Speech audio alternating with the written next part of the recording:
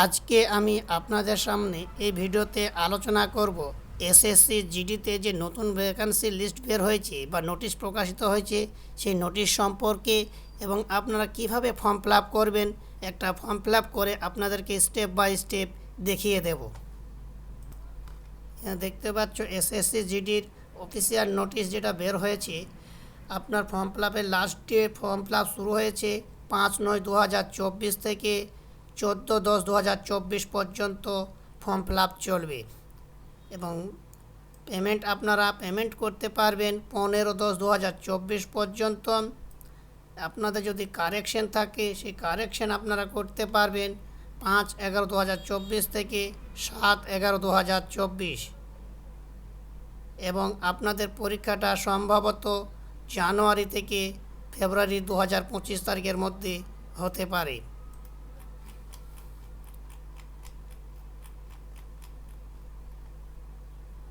এবং এবছর ভ্যাকান্সির লিস্টটা দেখতে পাচ্ছেন। ভ্যাকান্সি দিয়েছে আপনার টোটাল 39,481 জন।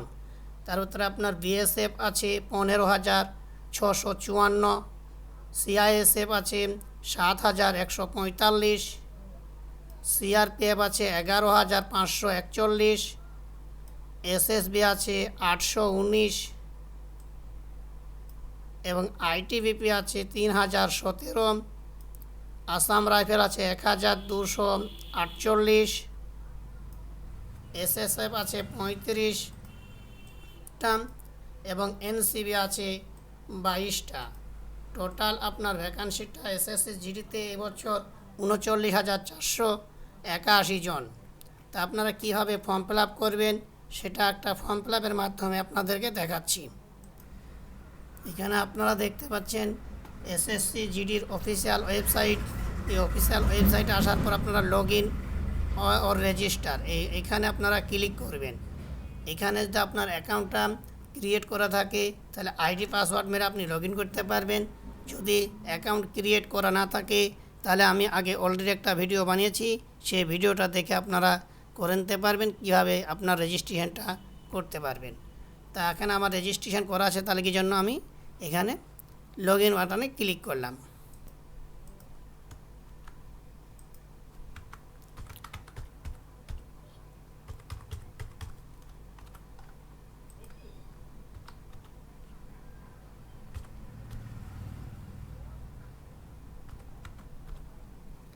এন্ট্রি করার পর আপনি লগ ইন অপশানে ক্লিক করবেন। লগ ইন অপশানে ক্লিক করলে আপনার কাছে এরকম একটা ইন্টারফেস খুলে যাবে। তারপর আপনি একটু নিচের দিকে স্ক্রল করবেন। স্ক্রল করলে দেখতে পাবেন constable GD in central armed police force, এটা দেখতে পাবেন। তারপর নিচের দিকে দেখতে পাবেন অ্যাপ্লাই বাটন আছে, এই অ্যাপ্লাইয়ে আপনি ক্লিক করবেন।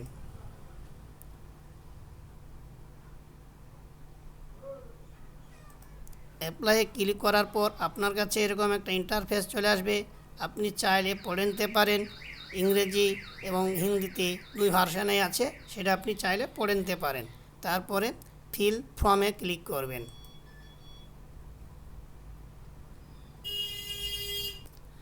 ফিল ফর্মে ক্লিক করার পর আপনার কাছে এরকম একটা পার্সোনাল ডিটেলসের পেজ চলে আসবে।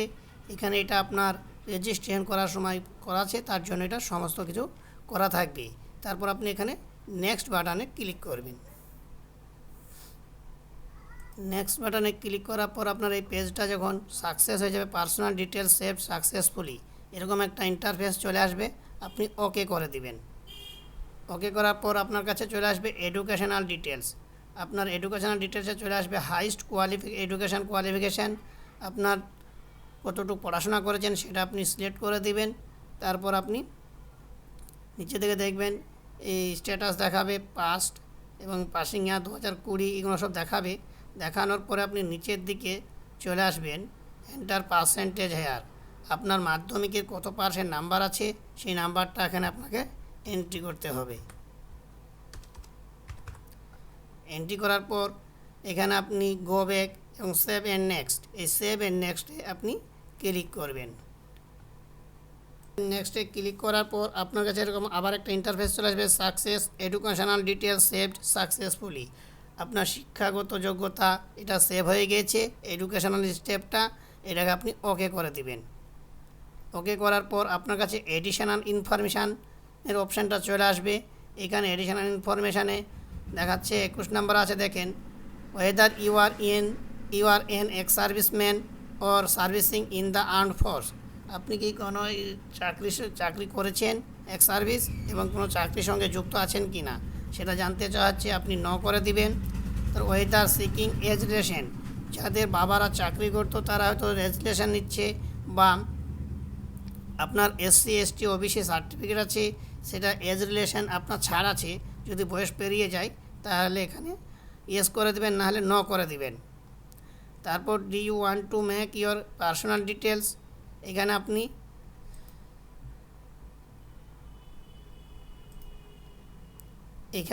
দেখেন do you want to make your personal information available accessing job opportunity in the DOPNTSOM, তো আপনি এটাকে ন করে দিবেন। ন করার পর সেভ এন্ড নেক্সট বাটনে আপনি ক্লিক করবেন। ক্লিক করলে additional information details save successfully, এটাকে আপনি ওকে করে দিবেন। ওকে করার পর প্রিফারেন্স আপনার কাছে রয়েছে, দেখেন additional information 2 preference of exam centre. আপনাকে 3টে এক্সাম সেন্টার চয়েস করতে হবে, আপনি 1 2 3 এরকম করে আপনি সাজাতে পারবেন।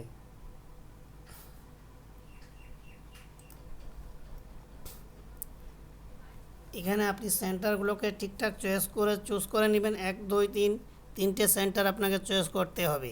তারপর medium of computer based examination, আপনি যে কম্পিউটার বেসড পরীক্ষাটা দিবেন সেটা কোন ভাষাতে দিবেন সেটা আপনি এখানে সিলেক্ট করে দিবেন, আপনার যেটা হবে আপনি সিলেক্ট করে দিবেন।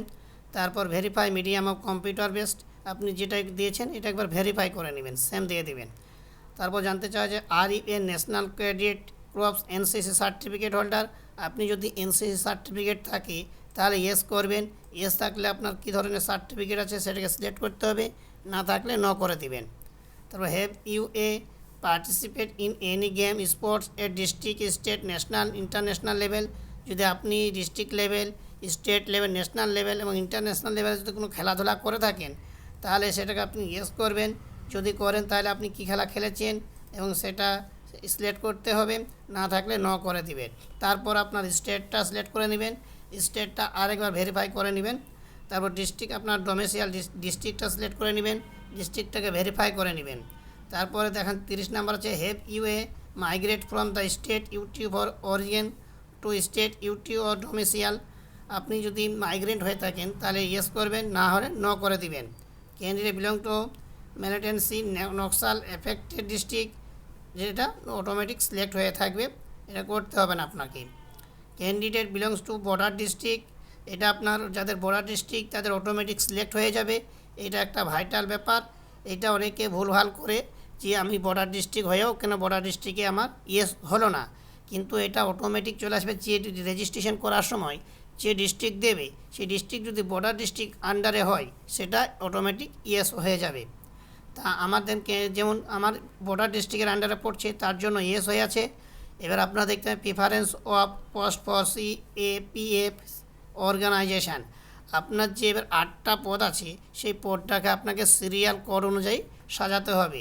এখানে কোডগুলো দিয়ে দিয়েছে দেখতে পাচ্ছেন, BSF A, CISF B, CRPF C, SSB D, ITBP E, Assam rifle F, SSF H, NCBI এইরকম করে কোড দেওয়া আছে।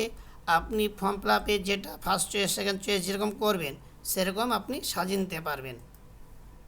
এটাকে আপনি প্রিফারেন্সটা সাজিয়ে নেওয়ার পর আপনার সেভ অ্যান্ড নেক্সটে ক্লিক করবেন।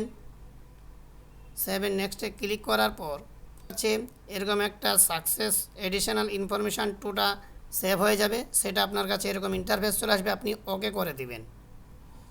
ওকে করার পর আপনার কাছে এরকম একটা ইন্টারফেস চলে আসবে, আপলোড ফটোগ্রাফ অ্যান্ড সিগনেচার।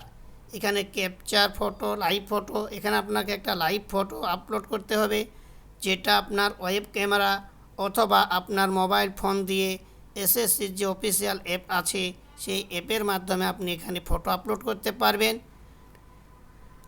আপনার আরেকটা সিগনেচার আপলোড করতে হবে, সিগনেচারটা আপলোড করার পর আপনাকে সিগনেচারটা 10 থেকে 20 কেবির মধ্যে এবং 6.0 cm থেকে 2.0 cm এর মধ্যে আপনাকে এই সিগনেচারটাকে আপলোড করতে হবে। তারপরে আপনি সেভ এন্ড নেক্সট বাটনে ক্লিক করবেন। ক্লিক করার পর আপনার ফর্ম প্রিভিউ দেখতে পাবেন। প্রিভিউ দেখার পর আপনি ওকে করে দিবেন। ওকে সাবমিট করার পর আপনি পেমেন্টটা করে দিবেন। 100 টাকা পেমেন্ট কাটবে আপনার। পেমেন্টটা করে দেওয়ার পর আপনার ফর্মটা প্রিন্ট আউট করে নেবেন। এইভাবে আপনাদের এসএসসি জিডির আপনার ফর্মটা খুব সহজেই মোবাইল, কম্পিউটার অথবা ল্যাপটপ থেকে করে নিতে পারবেন। তা বন্ধুরা, যদি ভিডিওটা ভালো লেগে থাকে তাহলে অবশ্যই একটা লাইক, কমেন্ট, শেয়ার করো।